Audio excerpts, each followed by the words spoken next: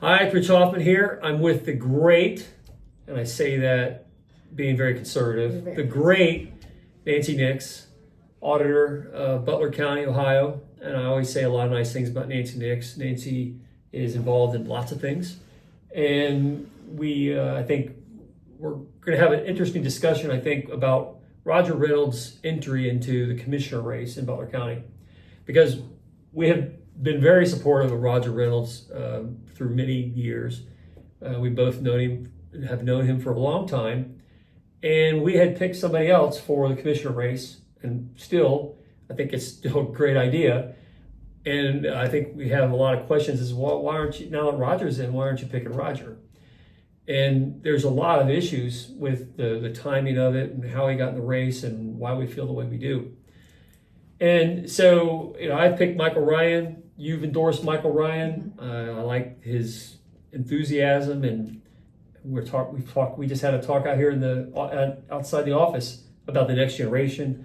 If you're a responsible, leader is not the right word, representative of the community, and you're an elected official, and you want to show, leadership, you're trying to always build up the next generation. So, we're both at kind of that time. I mean, we'll probably do things like this for the next 20 or 30 years, but who's the next coming? And we always we looked at Michael Ryan and thought, well, that'd be a nice guy to be in the commissioner race. So we had already endorsed him, and then Roger Reynolds decided he wanted to get into the race, and we haven't really changed our mind. And so why is that? Why do we feel the way we do? And I think one thing, I know where I'm at on it, for me, it's a generational thing. But for the people that are wondering why we haven't thrown our support behind him, I would say that you were very supportive when he was going through his trial. And I think we both feel that was unfair, especially at the time. But you were there with him in court most every day, including when he had to give the testimony that was most harsh on him. You were the only one. You were the only one that was there. And then since then, you're doing the auditor role. You stepped into it while he was going through all kinds of legal troubles.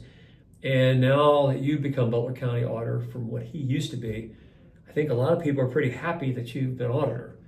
And I don't think there's too many people that are wanting to change that. And he wanted to redeem his name and get back into political office. So now instead of going for the auditor position, he's going for this county commissioner issue. And so now here we are. Turning it over to me? Well, I'm just, there's a lot. I know it's a very emotional thing because this is politics and it's also friendships. And you have these developed relationships over a long period of time. And then we talk about politics, it's war. We have friends that then run against each other, and we go to these picnics and we have good hand holding sessions where we prop them up, and then they're at war with each other. Mm-hmm. And how do you support that, maintain friendships? And then sometimes it goes further than it gets sideways. And what do you do with that? How do you navigate it? And I know you have some strong emotions about it. Mm-hmm. Well, I will first say thank you, Rich. You've provided a lot of support for the party and for the conservative cause, and to me personally for many years, and I'm very grateful at the information that you're able to put out to your niche audience. And I think it's the most conservative base that we have in Butler County. So I think you perform a special service, especially when information needs to reach different individuals. So I first want to thank Rich for being a friend. And they say in politics you have no friends. If you want a friend, get a dog. Yeah. But as long as I've been in politics, which is now 25 years, I have a lot of friends, and some are true friends. And that's what was so shocking about what happened with Roger. And when he went through his trial and was convicted of a felony and had to step down, and I was so supportive.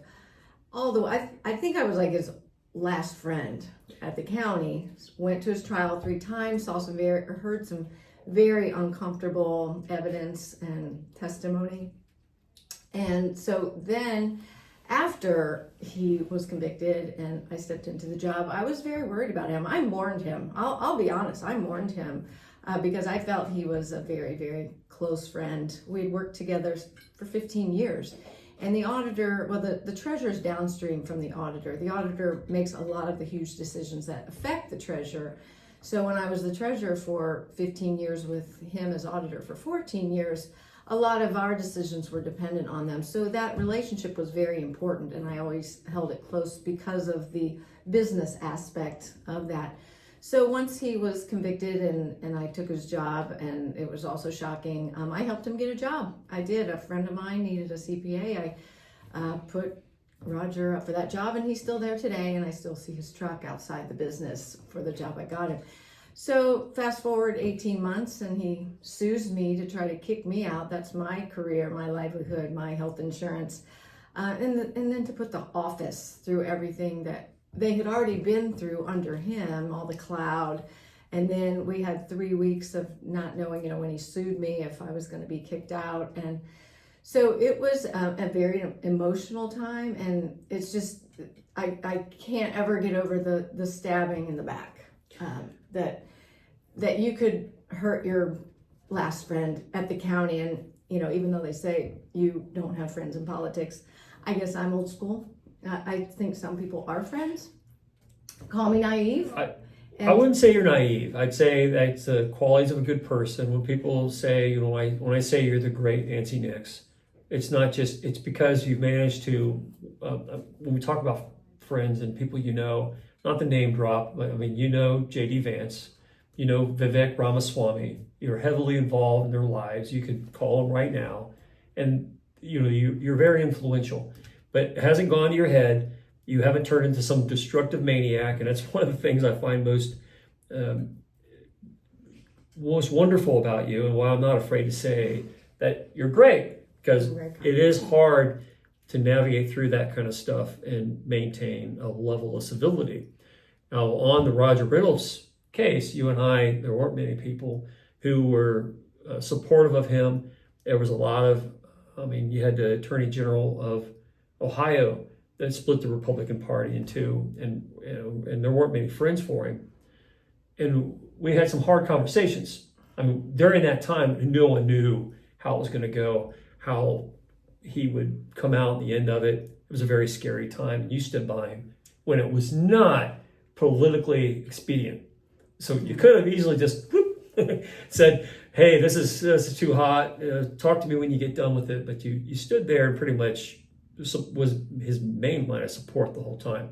So everybody understands wanting to redeem yourself, wanting to get your name back, but then you find out what a person's willing to do to claw back into a good name. And then how you make decisions under duress and who you climb over to get there reveals some tough stuff. And then that's where, I know you feel very jaded by when someone sues you, that's kind of like war. That's a declaration of war. Yeah. And when you ended up doing this job, you went from treasurer into the auditor. It's all, Butler County has great fiscal management. And when we talk about property taxes, because this is what brings us to talk about him. Because now that he's said he's going to be commissioner and he's coming out and he wants to get into one of these, public, wants to do some public service again. He's been making appearances to kind of create the platform and talk about property taxes and, the campaign platform for how his commissioner race is going to go. And when we talk about fiscal management and conservative stewardship in Butler County, there's a machine that you've been a part of, whether it's treasurer, whether it's been an auditor, but you've been the continuity of that, and it's transferred over time to we're one of the few places anywhere in the country that it's running in the black most of the time. And there's a surplus because it's been handled well. And it starts with offices you have been in, and we're wanting to continue that. So you moved into this role while he went through all his stuff, and then another person came in and filled your old role, and it's been a good sequence. Mm-hmm. So when you're talking about managing things for the taxpayers, they're getting a great deal. And we're managing to take care of things well for them, and you've played your part. And to do that correctly, you have to have continuity. So if someone steps out and something happens to their life, someone steps in, you don't want to ruin it for the taxpayers. So that's how it started. And then it became personal when you get sued for your position to get knocked out. And then that goes against what we're trying to build for everybody. And that kind of creates the issue. Yeah, I was fortunate that I took office in June of 2007. It's the very same month that Commissioner Don Dixon took office. And so while we might not always see eye to eye, we have always been very aligned with county finances. And I've always supported Commissioner Dixon and the cuts he's made. And even right now, we're on a 2-year hiring freeze. Even right now, he's put forth a program to give the local option on the homestead, on the property tax bills, which is going to be a horrendous amount of work for our office. But because we're mentally aligned and we're very much believe in fiscal responsibility and getting money back to the taxpayers, I'm willing to do that and support it, even though we're really kind of panicked about how we're going to handle it in the office. But I'd say all the office holders in Butler County have been aligned on fiscal stewardship, not overspending, not big government. And so I see the emergence of Mr. Reynolds into the race as sort of retaliation and throwing a big wrench into the continuity and everything we have going, just because of the way that he exited the county, burned some bridges that can never be rebuilt. And especially when you have an alternative like Michael Ryan, who's a Hamilton City Council member, youth, smart, he's everywhere. He helps people. He's at every fundraiser. He's in the trenches. And he has such a good track record with the Hamilton City Council. And as someone who's worked in downtown Hamilton for 20 years, I've seen the transformation of the city of Hamilton, especially downtown where I am every day. It's been very good.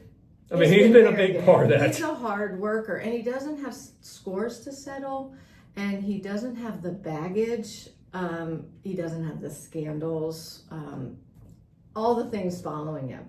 He's a clean slate. So that is a huge reason. And during this time, I'll also mention that since Mr. Reynolds has entered the race, he keeps sending my office public records requests. He's wanting all the sick time for our individual employees. These are employees that worked for him for 14 years. What's the purpose now? Probably because he was such a stickler about sick time when he was their boss. He largely didn't want anyone to take sick time.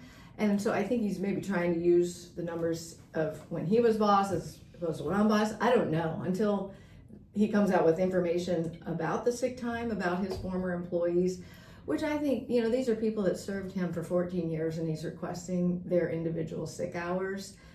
And he knows that public records requests cost employees a lot of time. And so I have like 4 different employees that he's been reaching out to get public records requests. We now have it all going through one person, but even that one person has to take all the steps, and he knows how much work it is for our office, but he's also doing a lot of public records requests to the commissioner's office, trying to get the data he needs to solidify his campaign message. Yeah. So it's just, it's sticks under your craw a little bit because it's a public records request, you have to get them what they requested. And so my office is forced to help someone who put us through so much trauma and tried to ruin my career, and you just have to suck it up and get it all to him. And then lastly, we had a meeting about the property taxes. Well, I didn't. The county commissioners had a meeting about property taxes, and he came to speak at the podium and said it's about time they start talking about property taxes. I'm sorry, they've been talking about nothing else for the whole time I've been auditor, which is 2.5 years. We've had summits and hearings, and we've been to Columbus, and they've given back. But it's a Republican thing. Yeah, I mean, that's not just. It's a Republican deal, and that's why the conversations even happen, and it's not unique to this. When I watched his statements, it came across like it's things as the record request. It seems like you're making an issue out of something that is politics from 4 decades ago. It's a very old story. It does not come across as, we have people who have been very responsible and doing good jobs at these positions, and you're barking. It's like a dog barking at a fire truck going by. Yeah. It just doesn't resonate. No. And I felt sorry for him. Well, it's one thing, you can't accuse Don Dixon of mismanaging money. And that's kind of how it came out. Right, and we have the lowest sales tax rate, the highest debt bond rating.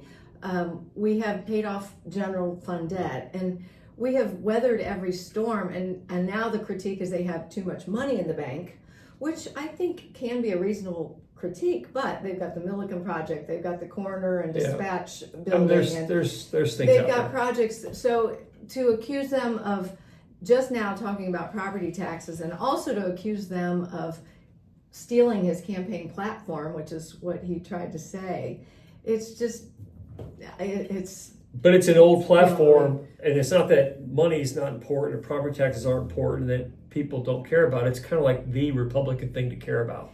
Especially in Butler County. We're on the forefront of it all the time. We're the only one in the state doing this homestead local option.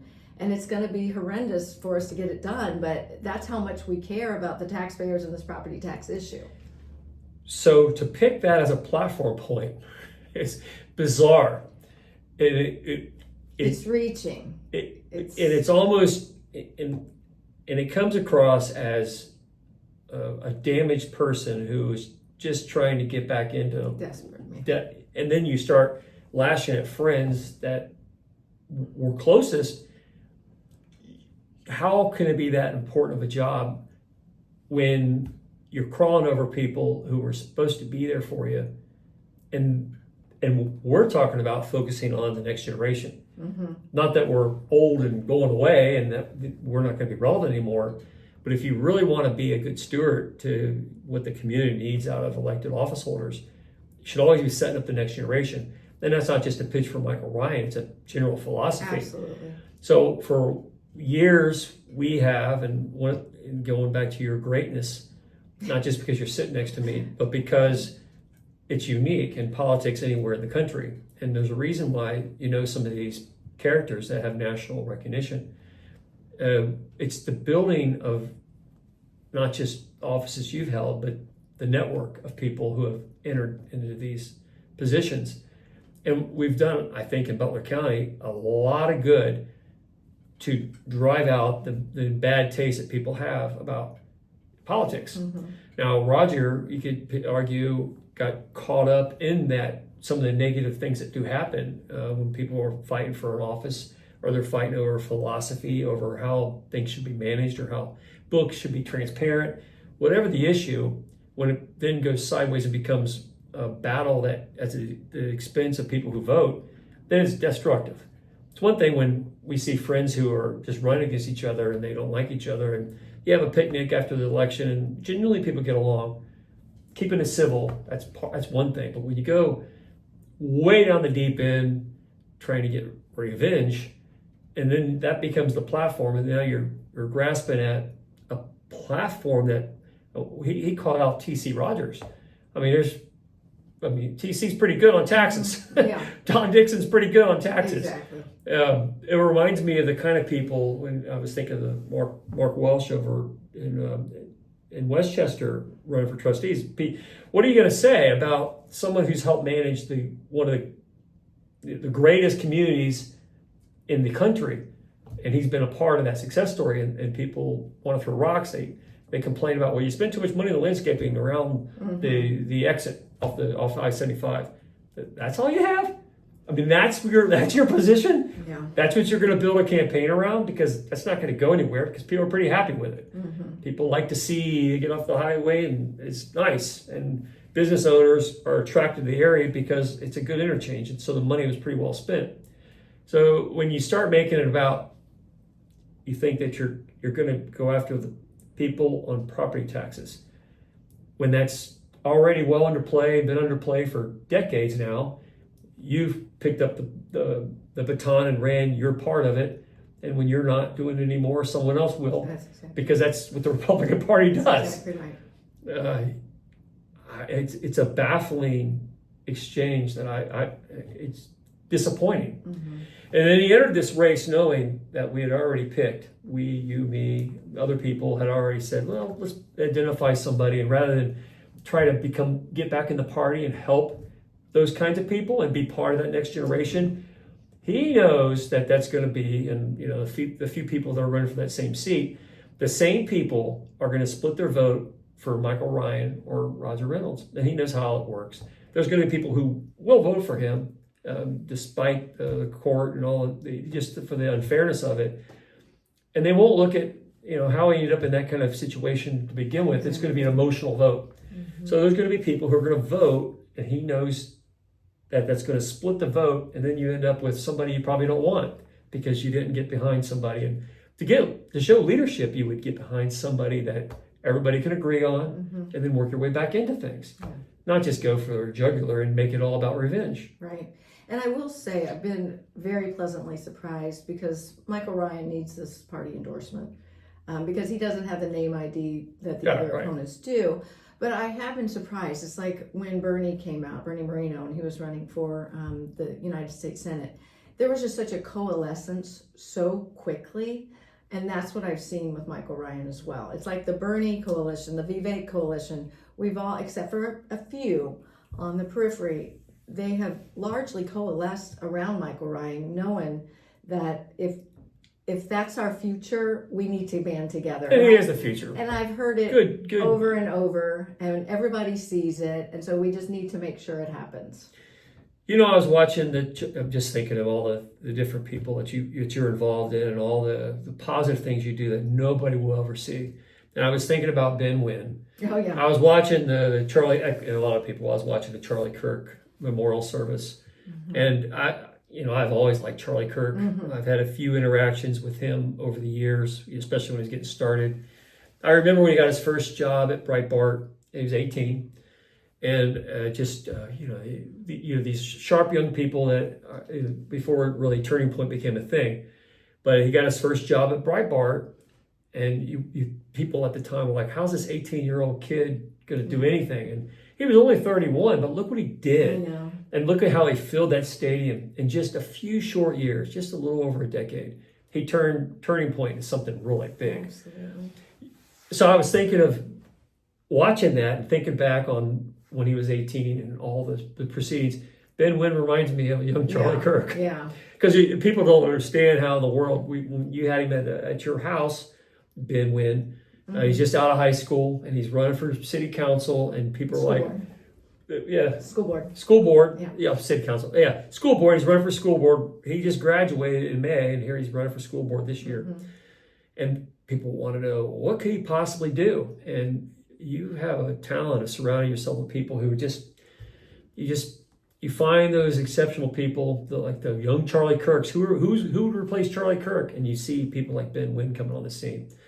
And again, when we were talking about Michael Ryan or Ben Wynn or Bernie Moreno, you had several events with Bernie Moreno there, and early on, people were able to kind of get behind him. And look how great he's been as a senator.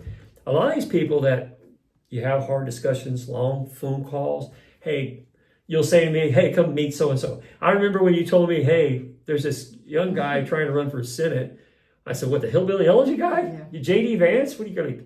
Come see him. Come on over and talk to him. I don't know if that's going to go anywhere. And he was polling at 5%. He was polling at 5% of the time. You're like, telling you he's the future. So I come over right then. Like, oh, he's pretty smart. Isn't he something? He's something else.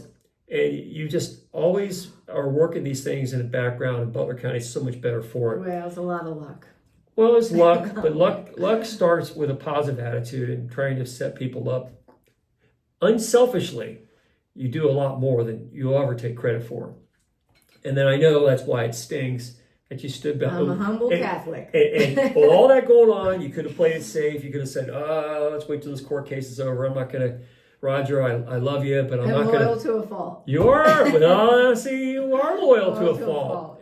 But that's a trait that people respect and love, and they may not understand. That's why it hurts.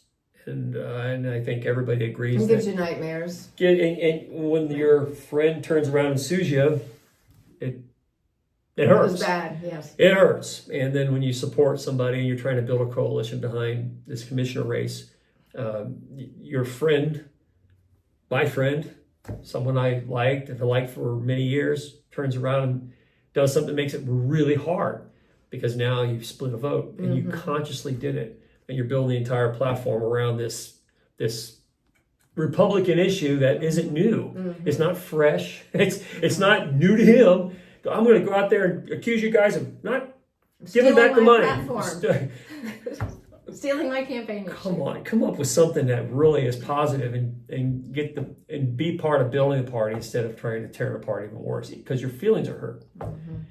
Yeah, your feelings have been hurt a lot, and you put it aside and you talk, and if you get a dog or you have a husband that you talk to, or whatever it is that your mechanism to deal with the feelings, you do it. Well, I'm lucky I have a lot of friends. You're lucky you do have some friends. Good friends. You do have good friends that like you for reasons other than politics. Yeah, I hope so.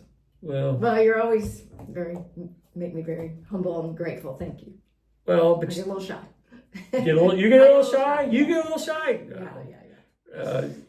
It's, it is a rough business. We like to see justice. We want people to be done right in the world. We want redemption. Like you said, you helped him out. I mean, I offered him chances to get back on top. And he chose he wanted to go the public route. And you know how it is in public office. There's a danger with public office. The people that we're talking about, and like you, I include you in that. It's real easy to get. It's a popularity contest. It's like winning the homecoming queen. When people go out and vote for you, it's a reward. It makes you feel good. Makes you feel good that hey, my name was on that yard sign and people voted for me. That's correct. And it's an ego driver, and it takes a certain kind of person to be a politician. It's not for everybody. But it also takes a special kind of person to say, I can draw a line, and I'm not going to be addicted to this. And yes, I'm going to have healthy relationships with my husband, my kids, a dog. I'm going to keep my pool clean. Things that are healthy in life, right? Things that are good. I have good friends. I'm going to go have a nice dinner and talk about something besides destructive things, right? And you can easily get wrapped up in it.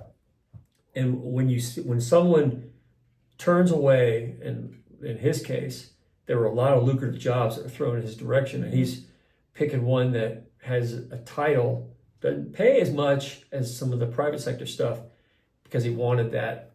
I want to win. I want redemption from the public. That becomes a problem. And I think that's what most people fear in politics, is when someone falls into that. I want that redemption. I want that popularity contest. Even when he was going through trial, he won his election. And I know that was redeeming. I think we found that to be a redeeming quality that people saw through kind of what was going on at the time. But you can become addicted to that.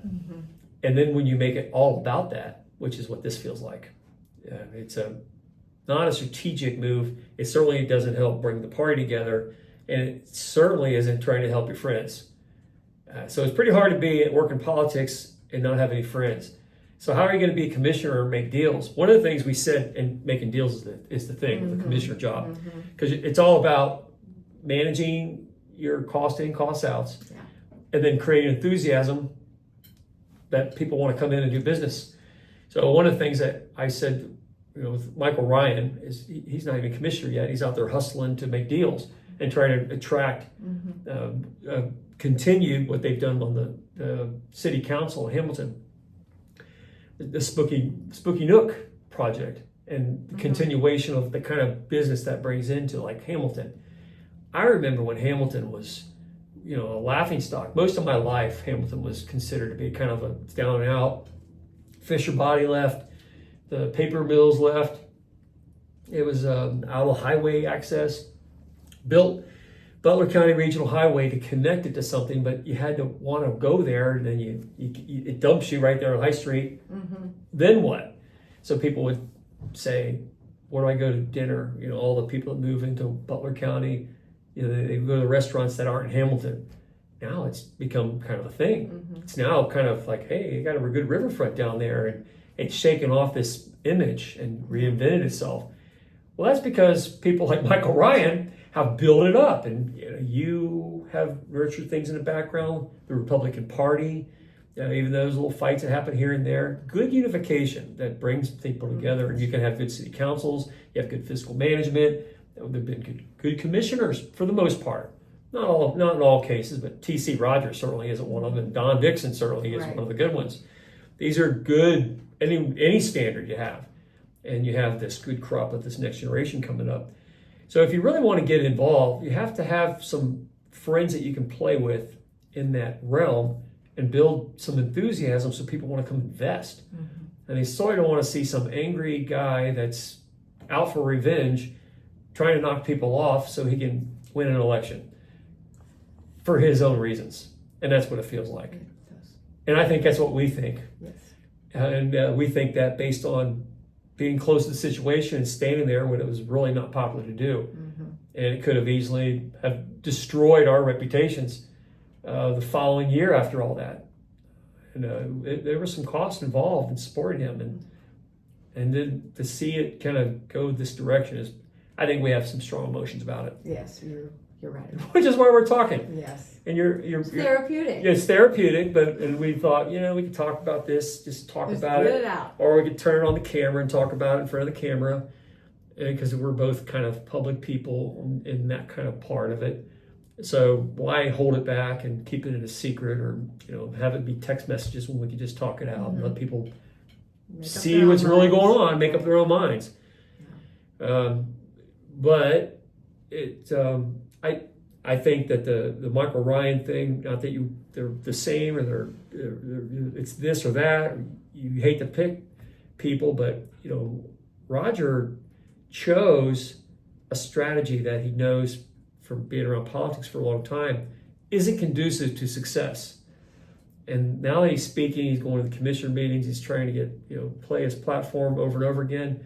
He's starting to sound like one of those mad moms that go to the school board meetings and is really upset, and it just becomes all about, it's about me, my kid, and you might feel sorry for them, you might have an appreciation from their point of view, but you're running for a big office that's supposed to represent a lot of people, and it's supposed to be, the goal is fiscal management and serving relationships.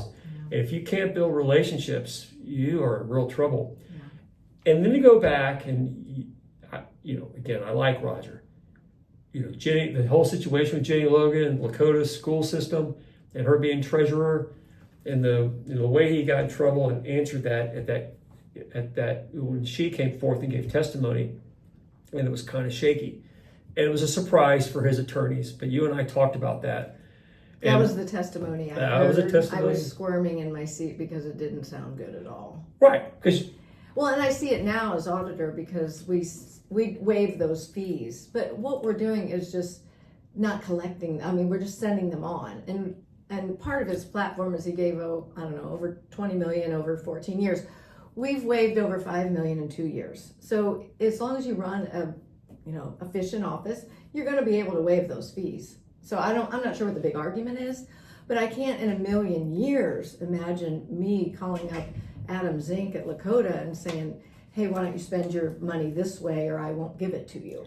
I just could never imagine thinking that. And that was what the testimony was. And even as the treasurer at the time, I knew what I was hearing was not good. Well, when you and I talked about that particular event, and that's the whole golf course and the joint venture with Lakota and approaching the treasurer, smart money doesn't make that call. And so once you go there, you deal with it. I think we feel like the overall proceedings wasn't very good, but it wasn't very smart to have that phone call, to talk to her. Well, I think he was there and he cleared the room, and then there were email exchanges afterwards. So it was not the smartest judgment in the world. And so people are able to make bad decisions, and it happens all the time. And in that case, it cost a lot. but you have to really shake your head at how that whole thing happened. How do you pick up the phone and make the call? How do you suggest the deal? Knowing the characters, right? Knowing her. I've known her for a long time. And I'm just, not to say anything disparaging. She was a pretty good treasurer at Lakota. But she's not the kind of person that you go to the movies with. And you got to be careful who you have relations with, even as a friend. It's a tricky business. So as I'm hearing that testimony, I'm reading the transcripts, and you're kind of, that's not the way. There's a lot of bad judgment. Well, it was in writing too. It was in writing too. And there was an email exchange where he was trying to say the prosecutor was on board, and that wasn't the case. So then it wasn't just the let me use my muscle to get what I want to benefit. And I agree he was trying to help the golf course or the school golf director, and that may be true, but that's still not your role. But then the lie was brought in. So my personal thing with that is I was, how vigilant I was about defending that case before they had the testimony, before she came in and did her testimony. And I still think it was a crooked deal. They didn't give his attorney time to prepare for that part of the case. It was a drop-on charge. All that was wrong. There's a lot of wrong there. There's a lot of wrong by everybody. But I was embarrassed because I defended that, and knowing how those deals occur, I was embarrassed. He embarrassed me. No, I get it. He embarrassed me because I went out and defended. I talked in the community, and people were like, Roger Reynolds. I was like, yeah, he got, it was unfair what happened.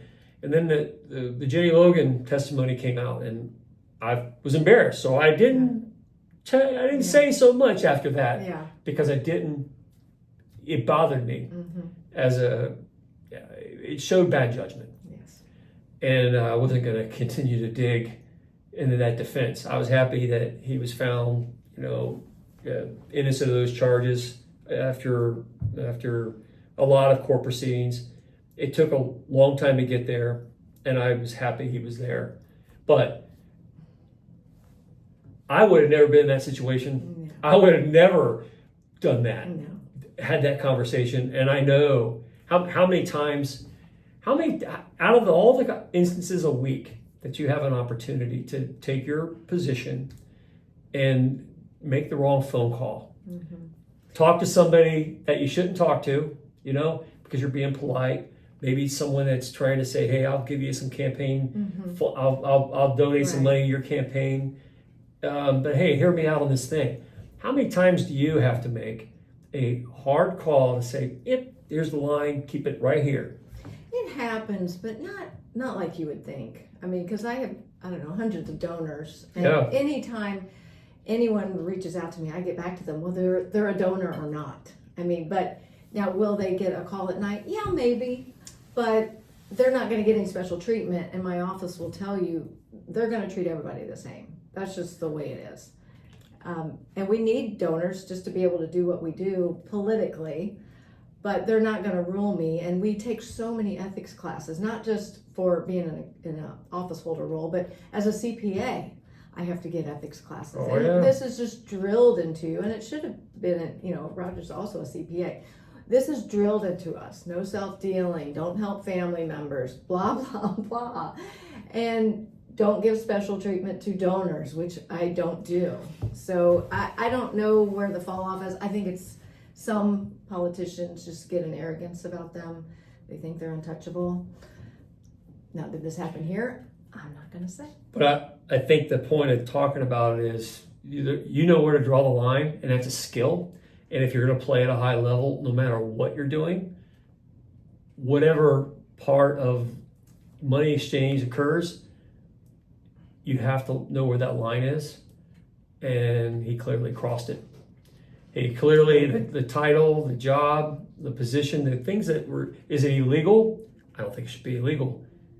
I don't think what he did was, where you shouldn't have your life destroyed over it.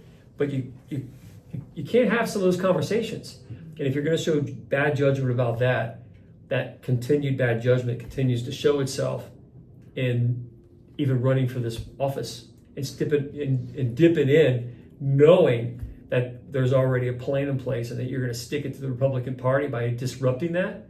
And then you're going to get on and you think people are going to vote for to satisfy your ego because you're hurt. And you're going to go against what the party needs to have done. And then you're going to be a commissioner, and what's going to happen? You're going to make deals, or people want to go invest millions of dollars into Butler County because of you, and because they've watched how you got there, and they've watched how you talk to people. And how are you going to do something different than what happened with Jenny Logan on the next deal? And that's not happening to you. And you know where to say it won't, because you know where to draw the line. And it's another reason why I have high accolades for you, because very few people know how to do that. And very few people are humble enough to have your name plastered on all the, I talked about the gas pumps, you're on every gas pump. If I talk to somebody about Nancy Nix, I'm like, I saw her on the gas pump just the other day, because your name's everywhere. I'm filling a spot for a few years and somebody else will take my place. That's just the way it is. But that's what makes you different. That's the way it's got to be. And when you fall in love with I'm that guy. Don't ever read your own headlines. That's a smart. That's other smart. people do it. But that's why you're able to build these coalitions. That's why you're involved with J.D. Vance, Vivek Ramaswamy. That's why you're picking the next generation Charlie Kirks. I think it's my parents. You're not worthy. Yeah, nice parents. Children should be seen. Yeah, very and not nice heard. parents. Yeah, very nice sister. I know your family's all very sweet. Yeah, but just very humble, very Catholic, just very, I don't know, values. It's just the way we were raised. Well, it starts with having good families, and you have a good family, and you do good. You have a good family now, and you. Yes, very lucky. Very lucky. It all cascades into the things you do, the professional stuff, the politics, the relationships you build. And I know that's why we're talking about this, because you contributed a lot to him, and he hurt you. Yeah. And he hurt a lot of people. It's true. And the prospect of destroying something that we've worked real hard to build kind of ticks you off. Yeah. Thank you. Yeah. Well, that's okay. You don't have to. I don't want you to cry about this. I know it hurts. No, I wouldn't. Cry. I would not cry over this. Well, you're all welling up there. No, really. Okay, good. No, okay. No. Just get, I don't know, shy again. Embarrassed. It's tough business. You made me start sweating when you give compliments and stuff. I'm just not good at compliments. It's tough business, and to do it right, somebody's always going to be hurt. But ultimately, it's the low taxes, the property taxes, the building office holders, the building the connective tissue so people can work together, so you can get a commissioner, talk to a city council member, or to talk to our senator, or talk to all the trustees, and have everybody like pointed somewhat in the same direction. They can have disputes and talk, but can they shake hands and get along and build something bigger or better? Or is this going to be a contest over whose name matters more? Yeah. And what will taxpayers, when they go to vote, will they pick my name again? Do I get that satisfaction of being the prom queen or king? Are they going to pick me? Do I get that validation? Mm-hmm. And what will I do to get it? And I think it's the kind of stuff we don't like in politics. And that's why I do the things I do. I don't like to see that stuff happening. And I'll defend people all day long who have injustice applied to them. But I certainly don't like to see them become part of that. Mm-hmm. Yeah, I have to agree. All right. We agree a lot. We agree. We do agree a lot. We agree a lot. We agree a lot. All right. Anyway, you have anything else you want to say? I'm just very. I think we have to go back and get some work done. Yes. I'm very grateful though. Okay. For you and all you do. Well, I'm grateful that you do what you do. Yeah. I think the feeling's mutual. Anyway, it's Rich Hoffman here. Share, subscribe, make tomorrow a better day. This is great, wonderful. Very, you're gonna embarrass me again. Very exciting, Nancy Nix. She makes counting money something that's very exciting. You're funny. Anyway, have a good day and see you later.